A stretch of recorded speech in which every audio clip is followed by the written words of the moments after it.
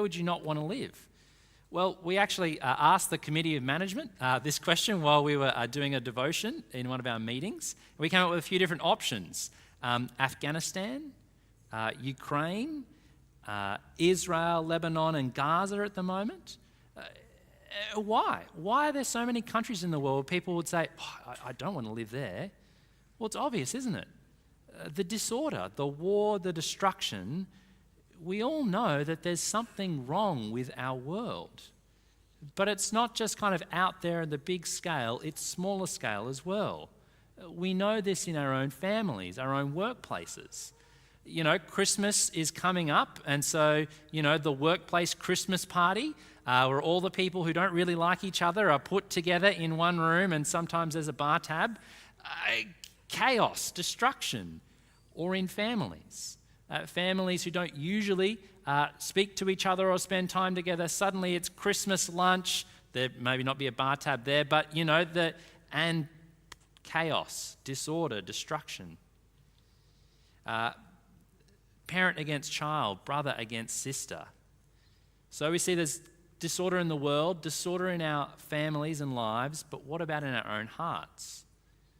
Why is our world so messed up, but why are we so messed up? I mean, let's be honest, there's lots of things that go wrong in our lives, and more often than not, sometimes we make it worse for ourselves, don't we? We think, why in my selfishness did I do that? Why do I create more disorder in my life instead of less? Well, in today's passage, like an expert doctor, Paul diagnoses the problem. You see, the problem is that human beings have ignored God and God's natural order for the world. And now God's wrath is to hand humans over to our own disorder. And we'll see this in our passage in 3 points. We'll see that humans have ignored God and his order. Secondly, we'll see that God has handed humans over to disorder as we see the world starts to fall apart.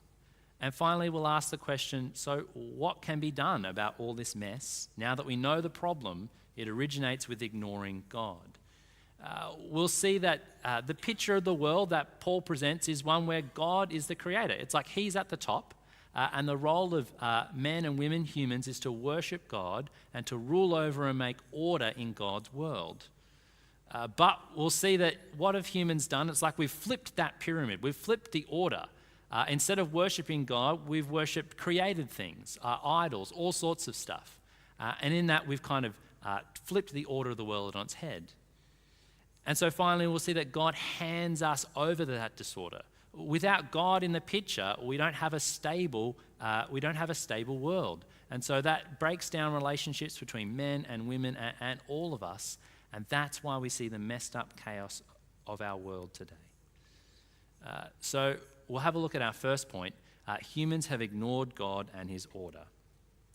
Imagine for a moment a construction site, and it's a construction site for a house, and it's being built by an award-winning architect, and they're building their own house, their dream house. They've laid the perfect foundation. It's been one of the jobs that they've been building themselves, but now they've had to leave the job, and so now they're getting new builders in. But these new builders, instead of following the plans, they decide to do their own thing. We'll put a pool on the roof. And they start to change the layout entirely. This, of course, leads to problems. I can think of 2 problems. The first one is that it will just be a bad construction. If they're going to ignore the plans, if the foundations have already been laid, then this house will collapse. The second problem is ownership. It's not their house. It's the owner's house. And it's the owner's right to demand accountability. When the owner turns up and the house has fallen over, well, who's going to stop paying the builders as well?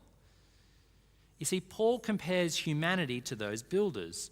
God, the world's architect, has given us clear plans in his creation, but we suppress that truth and go our own way. And God, in his just wrath, allows us to pursue our own lives, leading to a life where we worship created things instead of the Creator. Again, the order of Paul's pyramid here of how the world looks and how the Bible paints a picture of the world in Genesis, it's flipped, it's turned on its head. Let's have a look, walk through your Bibles with me, take a look at verse 18. Verse 18, the wrath of God is being revealed from heaven against all the godlessness and wickedness of people who suppress the truth by their wickedness. Here Paul diagnoses the problem. Here's the cause. Here's why our world is so messed up. We've ignored God. And God rightly is angry at people for ignoring him. And we get two words here that are quite significant, godless and wicked. And they're both opposite words, kind of anti-words. Godless means literally anti-worship. It's like we're the mirror image of what humans should be. We're meant to worship God, but we are anti-worship or anti-respect. And the other one, wickedness, is anti-righteousness or anti-justice. It's like we've rejected the reality that we are made to worship God and to love our neighbour. Because that's basically what the truth of God's world is. We are made to love God and love other people. And by not doing this, humans are not just disobeying God, we're suppressing the truth. You see, things like worship and loving our neighbour and justice, they're not just optional extras, these are objective parts of God's universe. A little bit like, gravity or maths. You might try to ignore gravity for a little while. You might decide to climb up onto the roof and you say, I'm going to ignore gravity and step off. And you can ignore gravity for a little while, but you can't ignore gravity forever. You might also try and ignore something objective like maths. You might go down to Bunnings, get yourself 5 marigold seedlings and 5 geranium seedlings, and then you come to the self-checkout and you decide to ignore maths and say 5 plus 5 is 7. 5 plus 5 is 7 and I'm only paying for 7 seedlings today. Look, you can ignore objective things like gravity, like maths for a little while, but when you walk up to the guy at Bunnings, who checks your receipt, and you say to him, no, 5 plus 5 is 7. No. The truth is, objectively, that in God's world, people are worshippers. We were made to worship God. That's the objective reality, whether you ignore it or not. And in God's world, justice and selflessness, care for others, is how an ordered life works. How on earth can families work? How on earth can societies work? How on earth can workplaces work if people don't, with truth and justice, love their neighbour? You see, we suppress the truth of God's world. But like you can only ignore gravity and maths for so long, you can only ignore God and justice for so long. You might be able to ignore God's justice, but God can't ignore his. And so he's revealing his wrath. Now, don't think of God's wrath as a kind of, someone who gets angry and flies off the handle in a moment. No, God's wrath is measured. It's precise and it's just. We see in the second point that God he's handing humans over to disorder. It's like God basically says, if you want a world without me, here you go. But I guarantee you, it's not pretty. But before Paul starts to unravel what that handing over to the chaos and disorder and the selfishness of our world looks like, Paul starts to anticipate sort of 2 questions that people would have at this point. And the first question is, wait a minute, Paul, how are people to blame for not worshipping God? People don't even know who God is. And so Paul explains in 19 and 20, since what may be known about God is plain to them because God has made it plain to them. He explains that in the creation of the world, we glimpse a bit of who God is. Paul admits, yes, the Romans would have had no idea about God through things like the Exodus story or all the 10 Commandments, where we are to love God and love others. But the truth is, everyone has some idea about God just by looking at this world and living in it. And we know this too. Take, for instance, this week, the storms. Did anyone get any of those storms at their house? Weren't they powerful? Weren't you just awestruck by the thunder? I mean, we had the lightning crash right over the top of our house, and the whole house shook, and the dogs are scared and the kids are scared. But it starts to make you think, who made that? Who's behind that power? We all have some appreciation. An example I had is that I got my car serviced and the guy was dropping me off. You know, where am I going to drop you at work, mate? A church, you're a pastor. Oh, okay. And I asked him, what do you think about God and that sort of stuff? And he said, nah, I don't sign up to Jesus or any of that stuff. But he said, my kid asked me the other day, Dad, where did everything come from? And he said, I don't know, but it has to have come from God. Someone, something must have made it. It can't have all just come from nothing. You see, all of us, even atheists who say, we reject God, everyone has some appreciation of who God is. And so then Paul answers the second question. Well, Paul, the Romans, they do a lot of worshipping. You know, they've got gods everywhere. They've got hundreds of gods. They're worshipping all the time. You see, the reality is that like gravity, humans are worshippers. We were made to worship God. You know what do lions do? Lions roar, dogs bark, and humans worship. But without God, we have to kind of swap something in, exchange something else in to worship. Hear what he says in the passage. He says, for although they knew God, they neither glorified him as God nor gave thanks to him, but in their thinking they became futile and their foolish hearts were darkened. Although they claimed to be wise, they became fools and exchanged the glory of the immortal God for images made to look like mortal human beings, birds, animals, and reptiles. You see, our hearts were made to worship, and without God, we have to swap something in. We always have to find something else to worship or to thank. Remember, in our universe, Paul says God's at the top, but humans have flipped this order. In fact, it's just a flip of the Ten Commandments. After all, in the Ten Commandments, God's picture of the world is one that makes sense with Genesis 1 to 2. At the beginning, God is on top. He made an ordered world, and we worship him and love those around us. But what people have done here, Paul says, is we've flipped the order. Instead of worshipping God and ruling over the animals and different parts of our world to bring God's good order, we've flipped it. Instead of listening to God, Adam and Eve listened to a snake. And the man and woman, instead of being united, they turned on each other.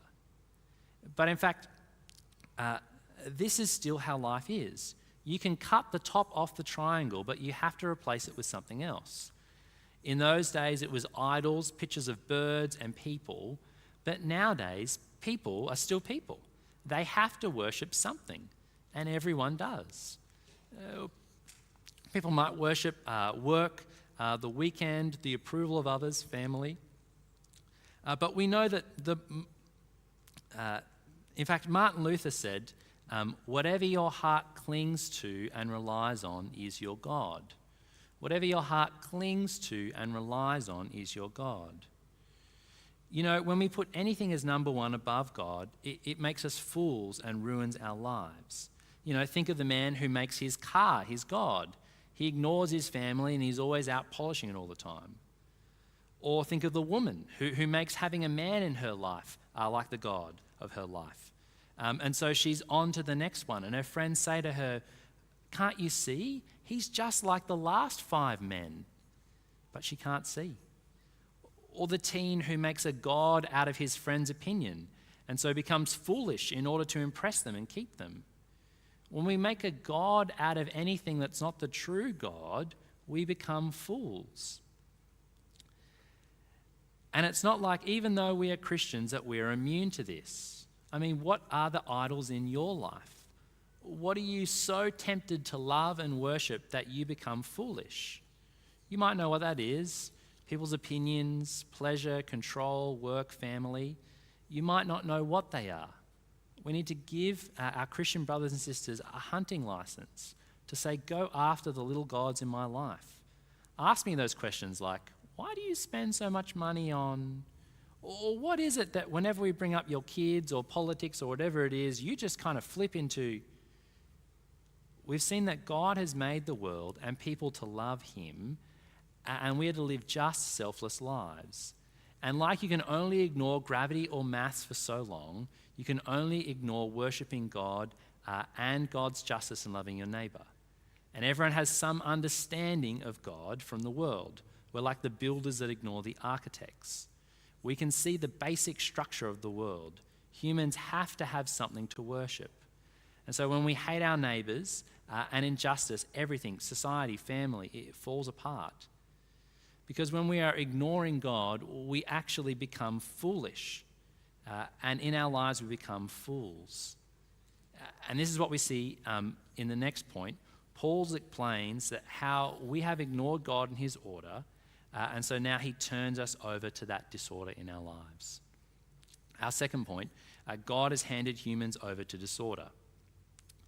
Imagine for a moment a school where the principal is good, and there are good teachers, and they follow the principal, and the students follow the teachers, and it's quite an ordered, well-run school. Now imagine flipping it, the opposite. Instead of listening to the principal, the teachers ignore the principal. Instead of listening to the teachers, the students ignore the teachers. No one knows which classroom is when to go where. It's chaos, disorder. In our passage, Paul he tells us about 3 give-overs, where God gives us over to the chaos and selfishness that we want. We see in 26, he gives over. 28, he gives over. 24, he gives over. Now, Paul could have started with the big picture like we did at the start, looking at the world, but Paul starts much closer to home. He starts very personally with our own bodies and the very disorder, the personal disorder that we experience even in sex. In fact, you can rank the most important relationships in our life like this. Our first and most important relationship is to God. Our second relationship that's disordered is with our own bodies and the bodies of others. The third relationship that we see distorted is with intimate partners in marriage. And fourthly, we see our relationship is disordered with everyone in the world. You see, Paul here, he's likely speaking directly to Roman Gentile Christians at this point. And he's addressing them around themes of order. And order and disorder would have been something that the Romans really would have resonated with. You see, the Roman people were a people who valued order above all else. If you know anything about the Romans from history, they had disciplined armies, they had strong laws, they had architectural marvels like the Colosseum, which is still standing today. Compare that to our own society, right? They're trying to build stadiums for the Olympic Games down in Brisbane, and they can't seem to get it sorted out. But the Romans built the Colosseum 2,000 years ago with no modern technology, and it's still standing. Why is that? The Romans loved order and organization. Their society thrived on that structure. And so when Paul starts to talk about disorder here, it immediately would have got their attention. You see, the problem the Romans had is they struggled to maintain order personally and in their society. One of the big problems they had was with the men of their society. You see, they needed their men to marry, to raise families, to serve the empire selflessly.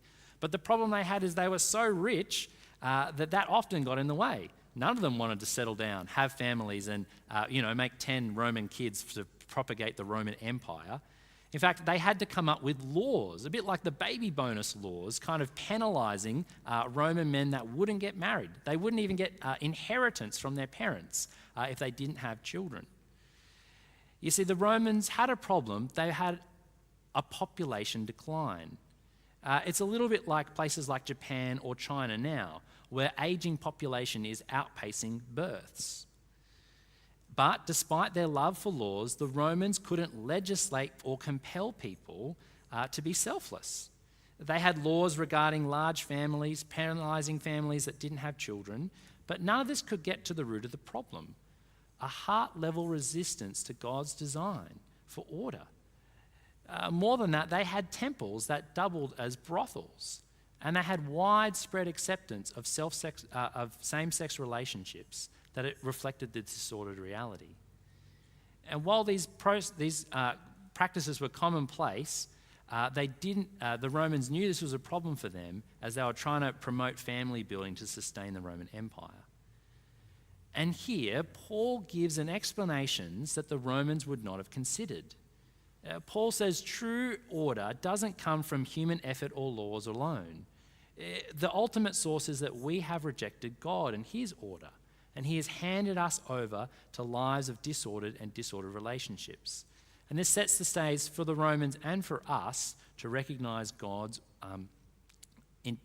needed to intervene to restore order. So take a look at these three disorders that we see where God gives us over. The first one is in verse 24. We're told God gave them over to the sinful desires of the heart to degrade their bodies, exchanging God for created things.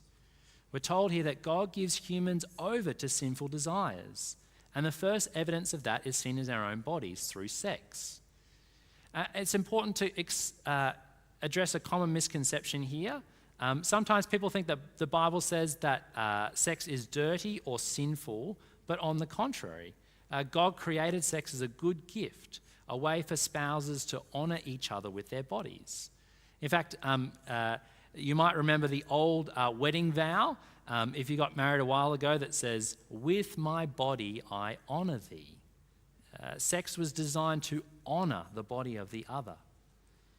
You see, the problem lies in over-desire, where natural desires become disordered. You see, that's what this word here, this sinful desire, this epithumia means. It means over-desire. It means God gives us over to a disordered, charged version of normal desire. This overdrive of the heart's longing that's designed to bind a man and woman together in mutual love and intimacy becomes destructive when it's misaligned. In the book of Genesis, we hear about the beauty of this bond, a man leaving his family and being united to his wife in one flesh, a union so profound that it results in the creation of new life. But when over-desire takes control, this gift of unity is turned into a tool of shame rather than honour. This is what Paul calls sexual impurity, which literally means anti-honour. Instead of sex being used to uplift and cherish, sex becomes a way to exploit, degrade, or shame others. And Paul here, he ties this misuse to idolatry, explaining how people have exchanged the truth of God for lies and worship created things rather than the Creator. And this would have been starkly visible in the Roman society, where temples were basically brothels and sex was turned into a transactional, dehumanizing act. In fact, there's an atheist historian called Tom Holland, and he highlights just how selfish the Roman view of sex was and how different it's been changed by Christianity by passages like this. In a book called Dominion, How the Christian Revolution Remade the World, he explains that Greco-Roman sexual ethics were all rooted in power dynamics, where free-born men could dominate slaves, prostitutes, young boys, without any regard to consent. Consent just wouldn't have been something on their minds. And Christianity, this atheist historian Tom Holland argues, has radically shifted this by affirming the inherent dignity of every individual. And he says this paved the way for modern concepts like consent and relational sexual ethics.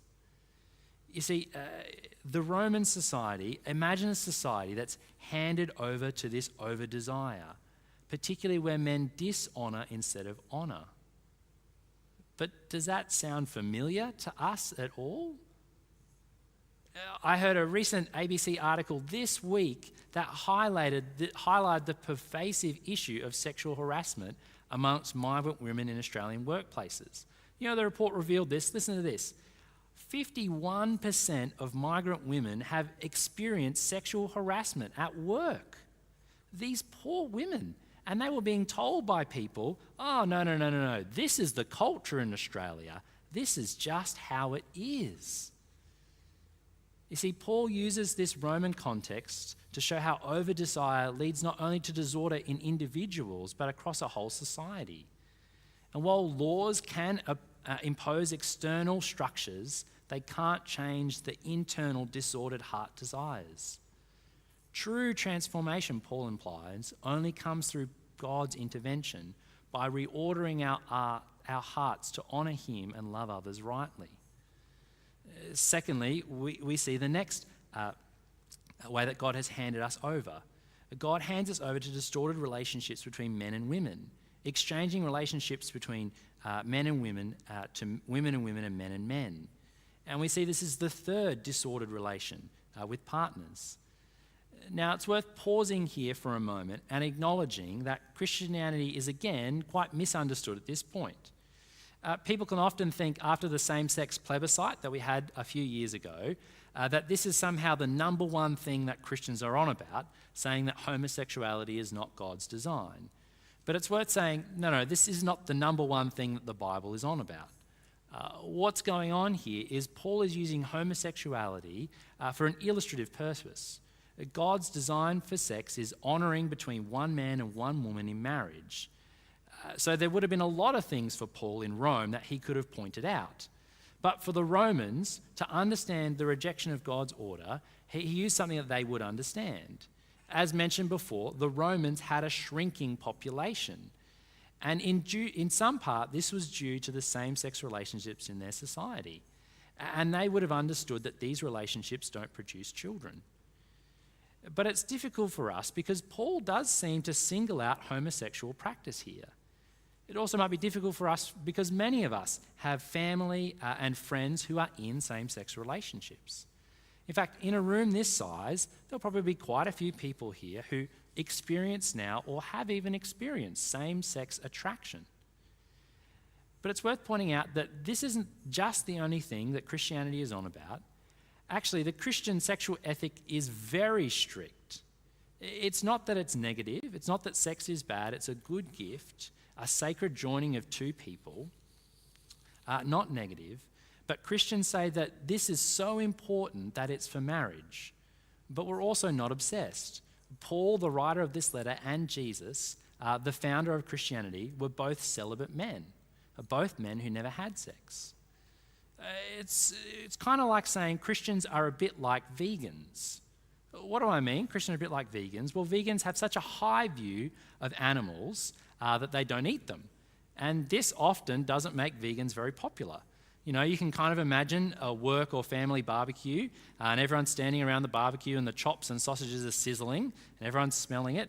And someone says, "What do you think, Jeff?" And Jeff says, "I'm a vegan. I'm not going to have any." Well, you can kind of imagine the looks of horror. It's not going to be popular. And we need to accept that as Christians, our high view of sex for inside marriage between a man and a woman, it's not going to make us popular. In fact, we have such a high view that Jesus said just looking lustfully at a woman you're not married to is adultery in your heart. So imagine again another barbecue at the beach. But this time, the men around the barbecue, they're checking out the women at the beach. They're saying, you know, "Look at her. Is she a 7 out of 10 or an 8 out of 10? What do you think?" And they ask the Christian. And the Christian actually says, "I'm a Christian. Women are made in the image of God, and I'm not going to look lustfully." Well, again, you can imagine the look of horror, like a vegan at a barbecue. It's not going to be very popular. So look, I've taken a while to say here that the Bible doesn't target homosexuality particularly because God's design is for one man and one woman in marriage. And actually, in the life to come, there will be no sex. Jesus says that we will be like the angels, no longer given in marriage. There is a great intimacy in the life to come, and that's why Paul and Jesus remained unmarried and were yet not unfulfilled. So at the barbecue, we won't lust after women, but we also won't make crude jokes about someone in a homosexual relationship. You might know how it goes. Everyone's talking and they said, "Oh, have you heard about so-and-so from school? Yeah, I always knew he was a..." But we don't join in running down someone who's in a same-sex relationship. We might not agree, like with the woman sunbathing topless at the beach, but we're not going to lust. She's made in the image of God. And so we won't make crude jokes about people made in the image of God. Look, we've taken a while here to say that the Bible doesn't focus exclusively on homosexuality, particularly, But it's worth acknowledging that in this passage, Paul does specifically mention homosexuality 2 times. Why? Because it's illustrative of disordered relationships. Remember the picture of the world, ordered in terms of God's order, with a man and a woman honouring each other with their bodies. And so for the Romans, they lived in an agricultural society. They would have understood this. They understood when they put 2 bulls in one paddock and all the heifers in the other paddock, they weren't going to get calves for the next season. But like if you tried to talk to them about consent in those days, they wouldn't have understood. In our society, where same-sex relationships are quite commonplace, people don't often understand this. And of course, we want to be respectful. Many of us have family and friends in same-sex relationships. And it's difficult for people to hold together this tension, that we can love and respect people and yet not agree with them on everything. And this is difficult for people, but we should expect that. This passage says exactly that people have been handed over to disorder. So we've seen distorted in relationships of our own body, distorted in relation to our partners, but also distorted in our relationship to others. In verse 28 we see, furthermore, they did not think it worthwhile to retain the knowledge of God, so God gave them over to a depraved mind. And we have this long list. So they do what ought to be done. They become filled with every kind of wickedness, evil, greed, depravity. They're full of envy, murder, strife, deceit, malice. They are gossips, slanderers, God-haters, insolent, arrogant, boastful. They invent ways of doing evil. And the list goes on, doesn't it? There's no faithfulness, no love, no mercy. In summary, what are we handed over to? We're handed over to selfishness. In C.S. Lewis's book called The Great Divorce, he has this quote. He says, there are 2 kinds of people in the end. There are people who say to God, thy will be done, and there are those people to whom God says to them in the end, thy will be done. It's like God says, if you want to put yourself first, then go ahead. And he hands over our minds so that we become selfish in every relationship. I mean, can you imagine a world like that, where everyone cares only about themselves? It would be chaos. No need to imagine, that's the world that we live in, right? In fact, we've become so disordered that we actually know that lying and murder and everything that's basically selfishness, not loving our neighbour, we know that that's wrong, but we not only do it, we approve of others doing it. Our minds even are handed over to disorder, and no longer can we see the pain and selfishness of selfishness. So we've seen that people have rejected God and his order for the world, and so God has handed us over to disorder, and this leads to further disorder. And so finally we come to the question, so what can be done? We ask the question, why is our world so messed up? We've seen it's God's judgment for us rejecting him. God gives us a world without his order. Remember, we talked about disorder in the world with wars, disorder in our own families, divisions in our own hearts. Can you see the destructive mess that disorder and selfishness makes in your own families, in your own neighborhoods? You know, neighborhood disputes. Can you see your own part to play? How your selfishness is making more disorder, not less. You see, it's not just out there, is it? This is in here. Why? Because we've swapped worshipping God for worshipping ourselves. This is the result of sin, which is just another word for selfishness. And so what has God done in response? He's handed us over to this selfishness. In fact, John Stott puts it this way. He says, the essence of sin is man substituting himself for God. Man asserts himself against God and puts himself where only God deserves to be. So what can be done? Can we fix this? The Romans thought they could. They saw disorder and they made more laws. They tried to force people into lines, but laws can't change hearts. They can't make people selfless. The Roman Empire tried and eventually fell apart. And it's no different today. We say, if only we can get the rules right, or if only we can escape to a safe place and hide from the disorder of the world, maybe in a Christian commune or something, right? But here's the problem. We take the disorder with us wherever we go. It's not just society that's broken, it's you and it's me. But this is God's judgment. His wrath isn't just something for the future, it's happening now in the way that he's handed us over to selfishness. Humanity is like a freight train hurtling towards self-destruction, and God's wrath is revealed in handing us over to it. We're stuck. There's no law, there's no effort, there's no hiding to fix God's world, to fix the disorder in it, to put God at the center again. The thing is, even if we could, we wouldn't want to. Our sin keeps us from him. God has to act. And Paul reminds us in 17 that in the gospel, God's righteousness is revealed. God hasn't left us in this mess. He's revealed his way out. Jesus is the answer. Jesus is the only one who ever truly worshipped God, the only one who lived a selfless, perfect life. He's the only one who could take God's wrath in our place. In fact, that John Stott quote, he says it perfectly. Remember, he said the essence of sin is man substituting himself for God. Well, the essence of salvation is God substituting himself for man.